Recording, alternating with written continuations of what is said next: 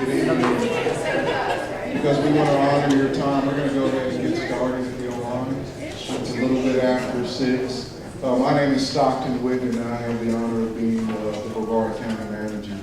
And so we're here tonight to talk about 2 subjects. We're going to talk about the sewer project, because we know you all want to be updated on that.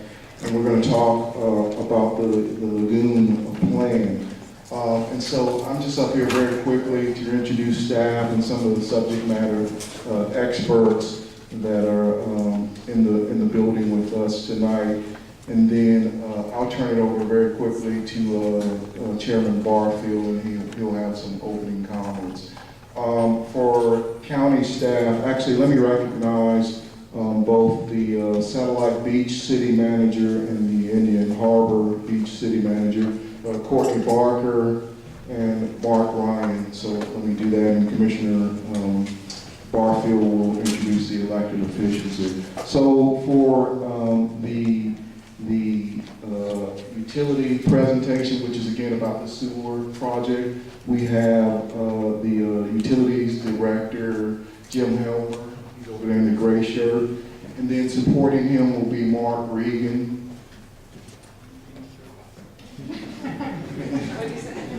And then for the lagoon presentation, our natural resources director, Virginia Barker. And she has a lot of support. These are all PhDs from FIT, Dr. Windsor, Dr. Treffy, Dr. Johnson, and Dr. Weaver. And so as you can see, we have a lot of subject matter experts. We're here to not only present, but to answer questions that you may have on both subjects there. Commissioner Smith is not here. He wishes he could be here, but he is out of the state. Representing his office is Pat Woodard. And so Pat's over there in the white shirt. I'm going to turn it over to Chairman Barfield. He is going to make some introductory comments. He's also supported by his assistant, Liz Allworth. And so without further ado, I'll turn it over to Chairman Barfield.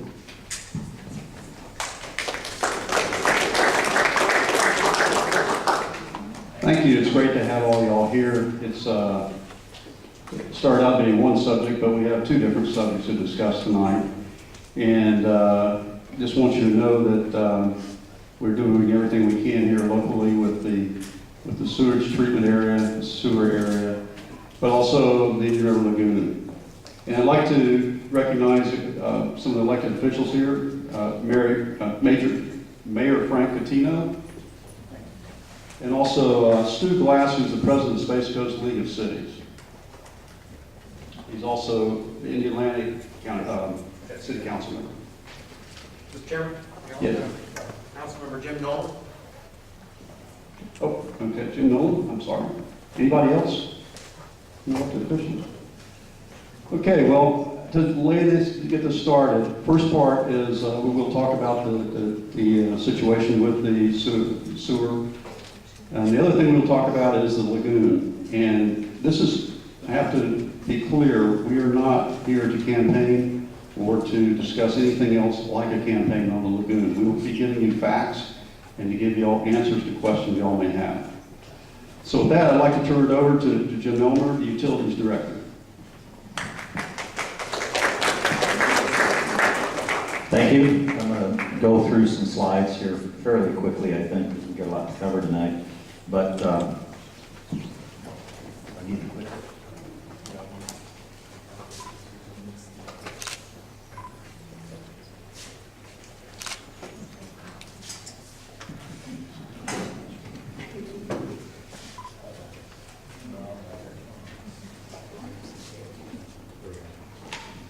Okay, to start out with, we're going to talk a little bit about the capital improvements program for the utility. Back in 2013, the County Commission approved a 10-year, $134 million capital program. It includes funding for force mains, lift stations, other R&R projects, and for gravity sewer relining.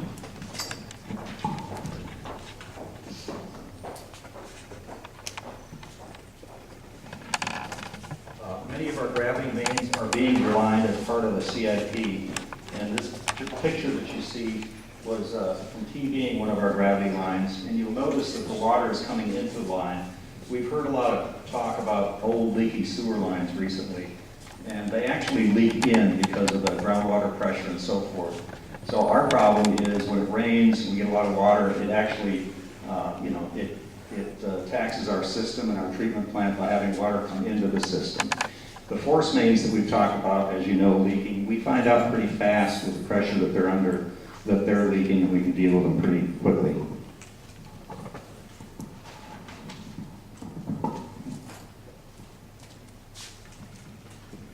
So the questions you may have: why is the force main breaking? Why haven't you fixed it? When are you going to fix it? How are you going to do it? And how long will it take? What can I do to help?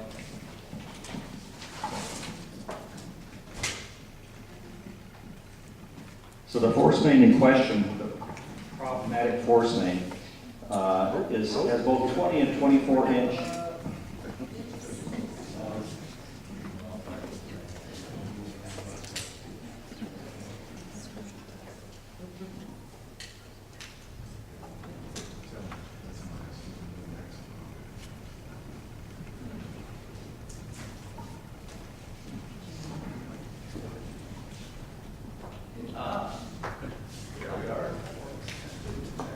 Okay, so why is the force main breaking?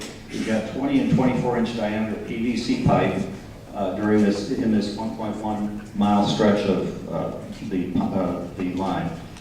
It goes from Banana River Drive to DeSoto Parkway. It has ductile iron pipe to the north and south, which is a kind of a sturdier material. And there's 13 miles in the pipeline all the way down to the South Melbourne Beach plant. We have very high pressures when the pumps go on. It goes up to 100 PSI, and so when it goes on, it actually jerks the pipe a little bit. So those pressures can cause fatigue over time, and the PVC technology is really not apparently appropriate or not the best use for that size of pipe. Of course, we didn't know that back in 1997. That was the standard at the time, was 24-inch PVC was very much used. The pipe has been serviceable for many years. Prior to December 15, we only had like 6 breaks historically in that pipeline. This year we have 5 breaks, the first being May 16. So with that having been said, in June we made the decision that we can't continue to try to repair this pipe, that we had to replace it in its entirety. So we entered into a task order for the design of the replacement of the pipe with HDR Engineering at that time. With the continued problems in the pipe, we've accelerated HDR's schedule for design, and we partnered HDR with FDOT, FDEP, and Atlantic Construction of COCO. We've already, it says survey is 80% complete. We've actually learned that the survey will be complete either tomorrow or Monday, which is the first step in getting the project accomplished. Now, we have to find an alignment in a corridor that's connected with many underground utilities. The City of Melbourne's water mains, Florida City Gas has a gas main in there. AT&T has cables, FP&L, and FDOT. This is a picture of when we excavated to fix that pipe yesterday or the day before. You can see all those pipes down there and those tubes. Those are all underground utilities. The yellow one over there is the gas main. So you can see, to put a new pipe in, we have to find a place to put it, which is requires a lot of locates, a lot of survey work, that sort of thing.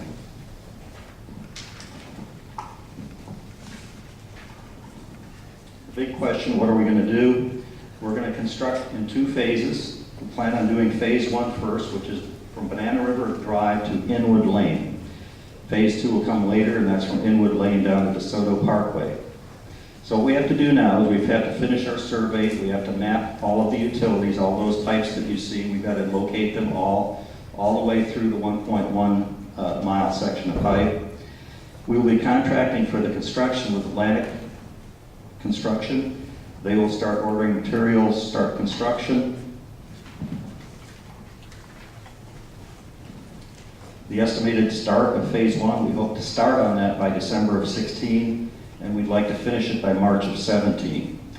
Phase 2 will start hopefully in March of 17 and be completed by July of 17, subject to availability of materials, weather, and the coordination with other utilities.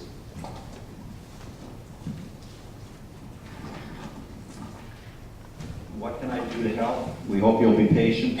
A project of this type usually takes about 2.5 years to do. We're trying to implement it in less than 1 year. So our partnership with county management, regulators, designers, and constructors is very important. So we are moving ahead. We are going to replace that line, and we're doing it at an accelerated pace. So it'll take some time, but a lot less than 2.5 years. It's difficult. And we have, as we started the presentation with the funding of the utility, we have the funding to be able to fund the replacement of the line. It's not having to go out and get more money from somewhere. It's adjusting priorities and reprioritizing the money that we have on a much more vital project.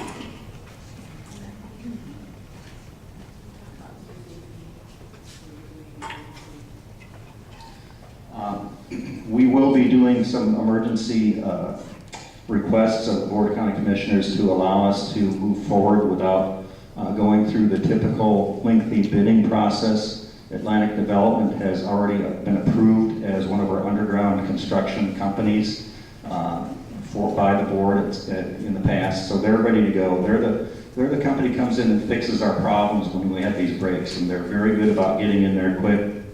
Other companies, like I said, we have talked to other companies about doing this stuff, and there's many that would like to do it, but they all say, 3 days a week to mobilize. We don't have time to have that. So Atlantic Development is good. So we're going to ask for permission to waive some of those rules so we can get started right away. It's going to be more of a design build type of project than it is typically go design it, go out to bid, open the bids, get the revenue. So we're cutting a lot of time off by that. So the board will get a chance to give us permission to do that at Tuesday's evening board meeting. If you wish to come to that board meeting, the budget is considered at the final budget hearing is considered during that meeting. And so if you wish to speak to this issue, we'll be talking about it Tuesday night. Other questions?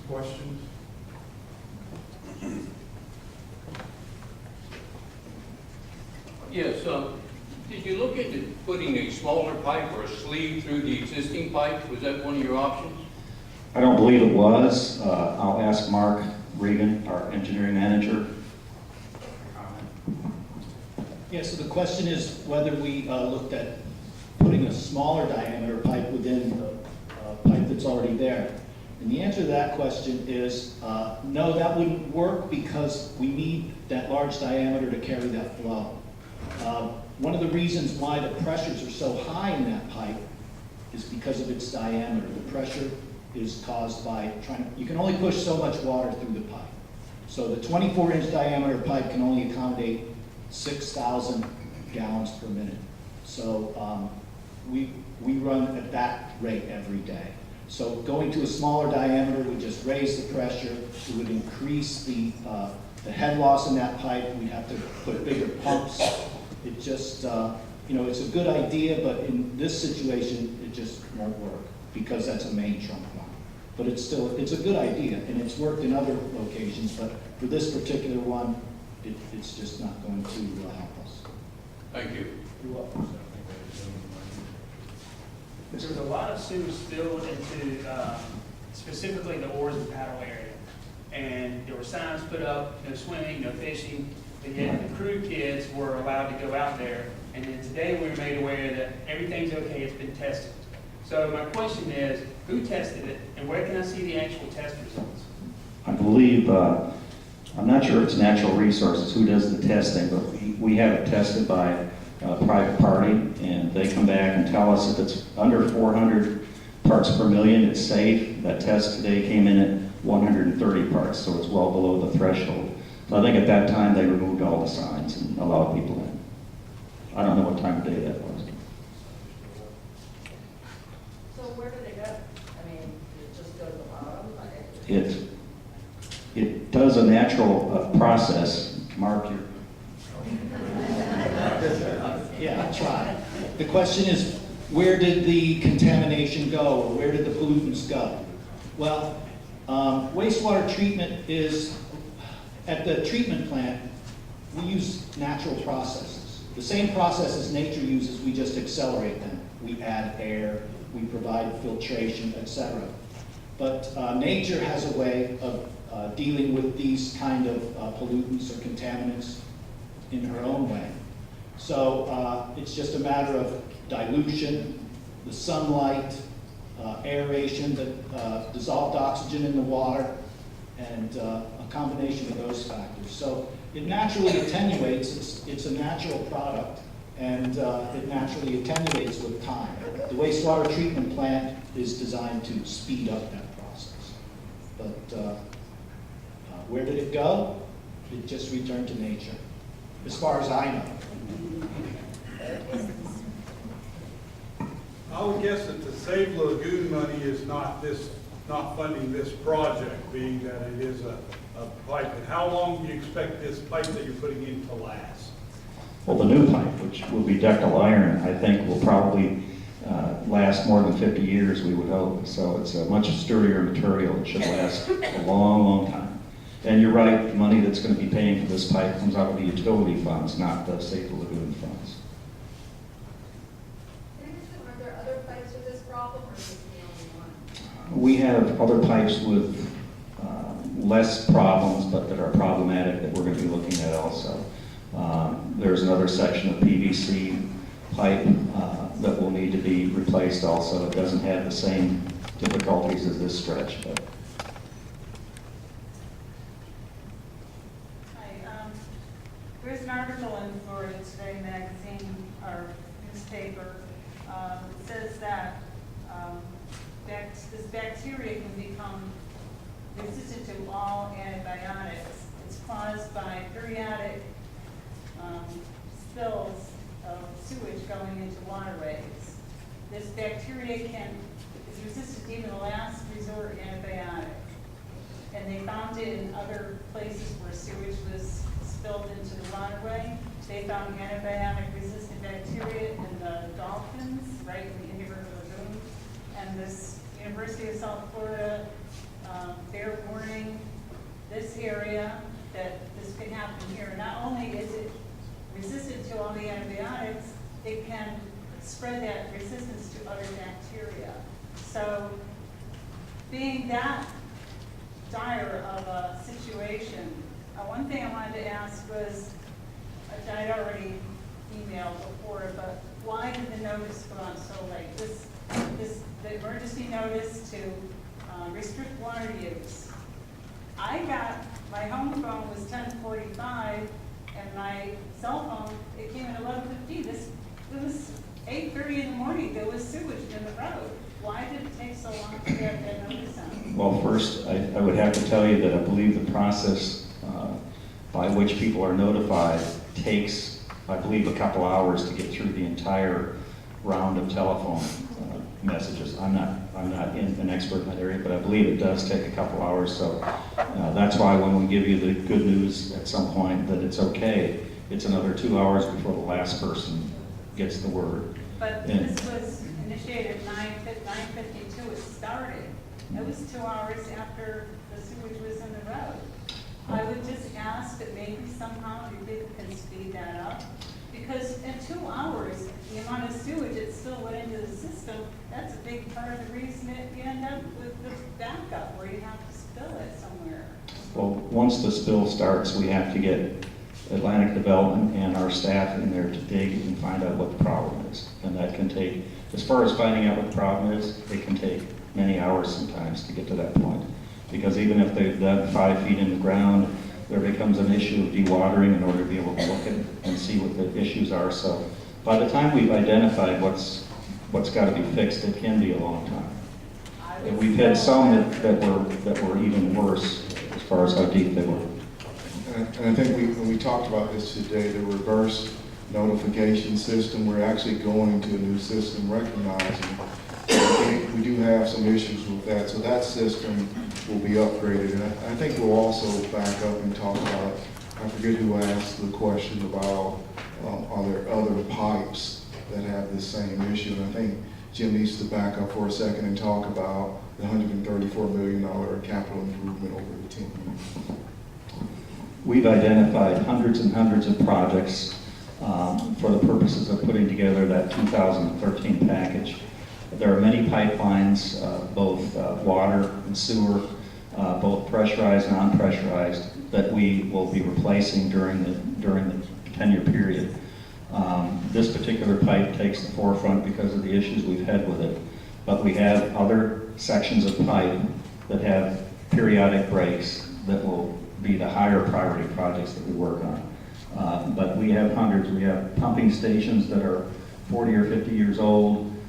We have asbestos cement water pipes and NIMS that are being replaced as we speak. There's just a lot of projects out there, and it will take time to get through them. But we have a lot to do, and all of our problems, all of our old infrastructure will be replaced as a part of the program. Well, when we go back to the late 80s, 85 to 90, Brevard County had many little package plants to process sewage. At some point, because of the sewage going into the river and not being treated as well as it should be, we started building regional plants. We built the South Beaches plant, the Vieira plant, which is the South Central, and the one in Sykes Creek. So between 85 and 90, we built these plants in order to process the sewage in a more effective way. When we did that, the lines are already in the ground from these old package plants. So our new plants are hooking up to these old lines. So the old lines in many cases are still there. So that was when we changed to a new era as far as treatment. So we do have a lot of lift stations. A lot of the plants themselves are 30 years old, and so they are all getting old at the same time. All of the new infrastructure they put in the 80s is now getting old and requires, in some cases, replacement or rehabilitation. So that's what this capital program is primarily to do, is fix the real old stuff first, or in some cases where this pipe is 19 years old, that rises to the surface because of all the issues we've had with it recently. PVC all tends to fail all at the same time.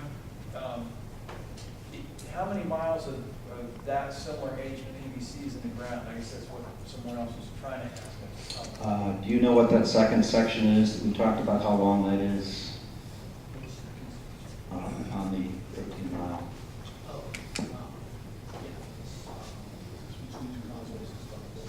It's about 4 miles between the causeways, so there's a significant section. It doesn't have anywhere near the issues that this particular pipe has for whatever reason, but we do have quite a bit of that needs to be dealt with.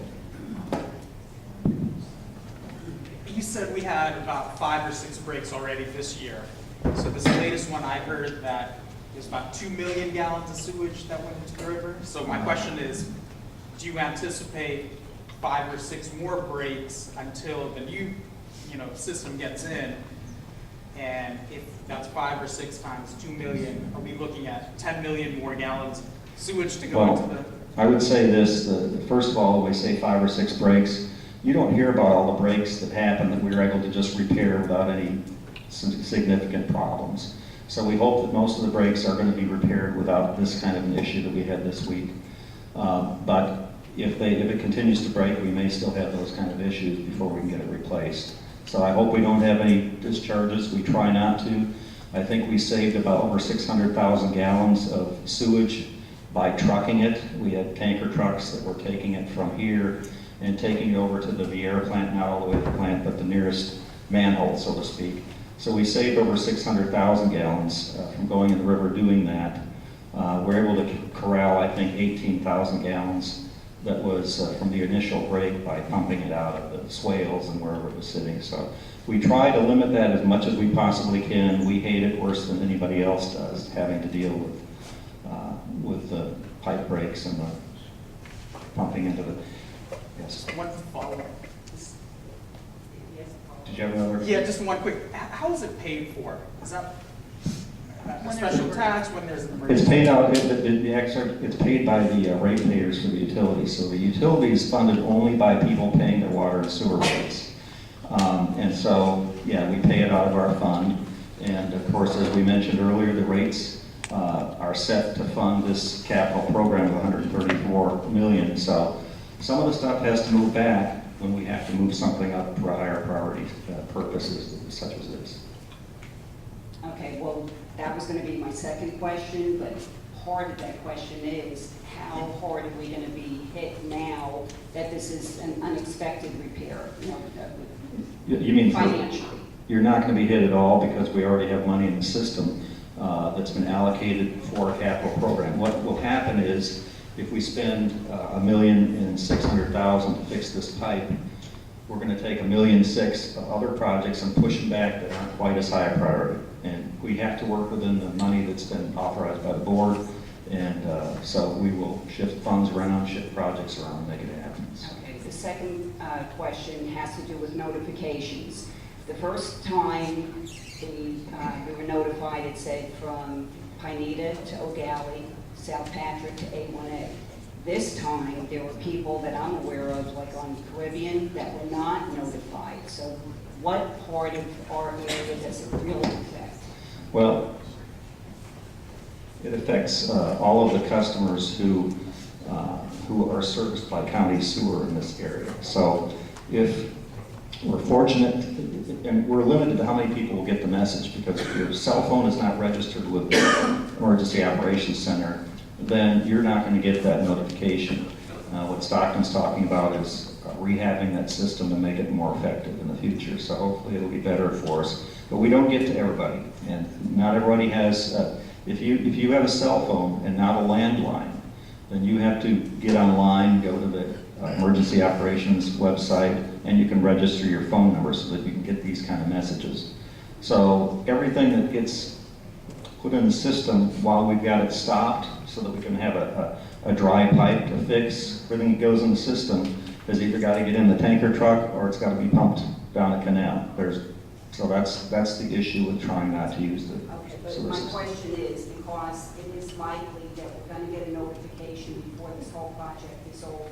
When we do, how can we find out? Because I've done all that you said, I did get notified, but when people that were half a mile from me did not get notified, they said, oh, it doesn't, and they were people who were notified in the past. So my question is it really to A1A, so that those of us that are town criers can say? It should be everybody that's on the county sewer in the area, because that South Beaches plant serves, that's the only county sewer in the area. So everybody that's paying county sewer on their Melbourne water bill is using our sewer system. Well, so then I just suggest that when they have to make a notification on their site, that they be real specific and say, from this point to that point and that point to this one, because otherwise there's confusion. I was very, very dismayed that there was almost as much that went into the canals this time as last time. Well, unfortunately, each break is different. The circumstances are different. Some are deeper, some are not as deep, easier to fix. This was fixed fairly quickly compared to some of the repairs we've had. But the nature of this caused some... No, but I don't blame that. I just think that if more people understood that they were affected, I agree. they wouldn't have pushed the sewage through. So. Jim, can you talk a little bit about just the process of all the trucks we try to bring in and how we reached out? I think we had, I want to say 13 or 14 tanker trucks. The big tanker trucks that hold 3,000 to 10,000 gallons. We also had our vac trucks that are like vacuum trucks. They're smaller, but we have some of those on the county sites that we brought in. So we had trucks come over, I believe, as far from as Tampa. I'm sure they didn't have a lot of work to do by the time they got here, but so we used all those trucks, and they hauled stuff from here across the Pineda Causeway over to the Wickham Park site where we have our closest manhole for the South Central system. Dumped it, drove back, got in line, and they did the best they can. One of the things with these tankers, though, is that they have CDLs.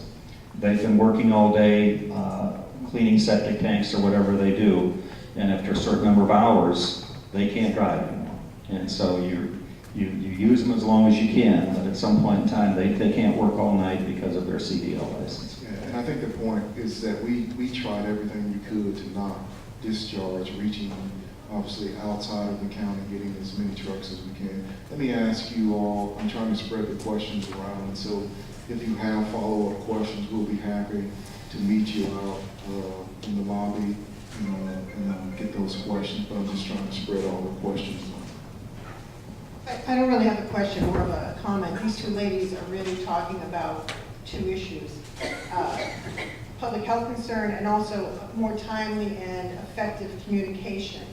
And I am really concerned about something you said in response to this gentleman, which is that, well, you don't even know about all the little small breaks that happen that we don't even tell you about, and I think that's really concerning.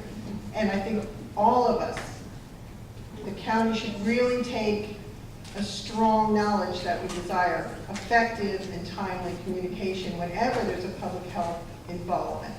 Well, the small breaks I'm talking about were fixed without having discharges. So we cleaned them up with a back truck. We didn't have any discharges, so we didn't have to, for instance, have a FDEP report and that sort of thing because there wasn't a spill. That's what I meant about some of the smaller ones not requiring the same.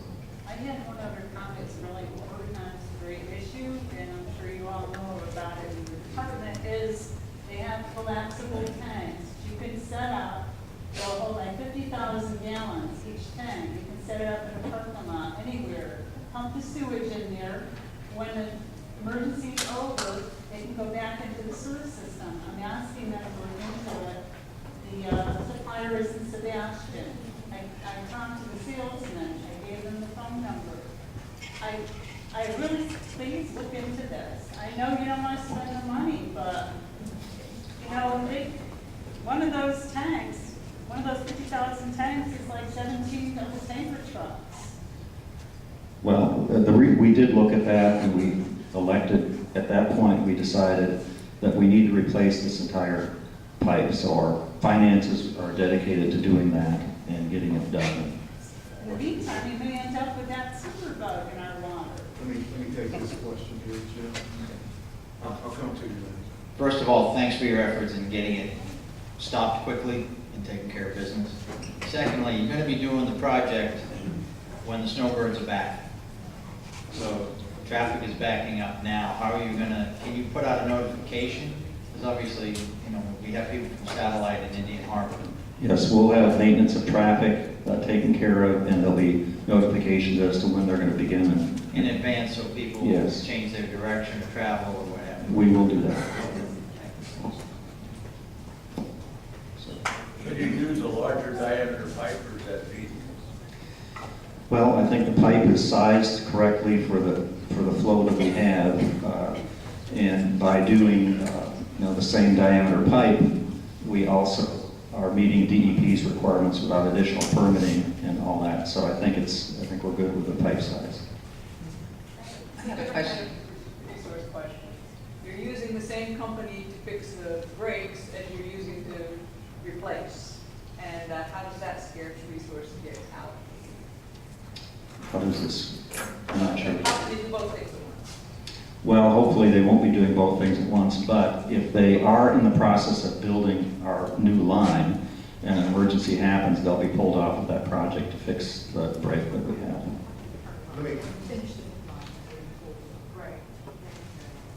Yeah, we build a new line before we shut off the old line. Yeah, a couple more questions, but let me ask that if you got a question, let me get the mic to you so everybody can hear your question. Okay, I was just wondering, it costing about $1.5 million for this project, and you had to reprioritize monies.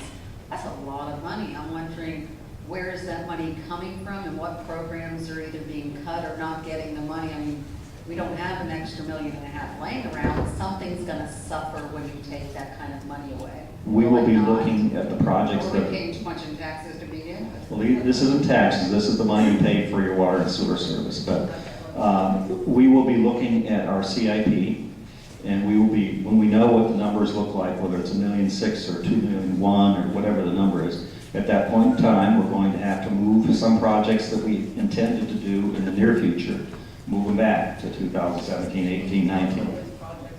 Not until we know what they would be lift station projects, they would be pipeline, they would be sewer projects, or water and sewer projects, only utility projects.